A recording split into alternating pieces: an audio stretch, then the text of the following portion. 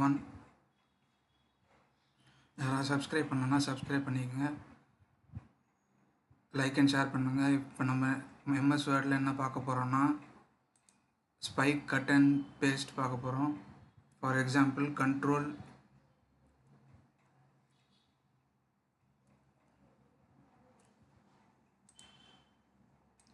Example இந்த paragraph select பண்ணிவிட்டு Ctrl F3 கொடுத்தோன்னா கட் ஆகிடுச்சு.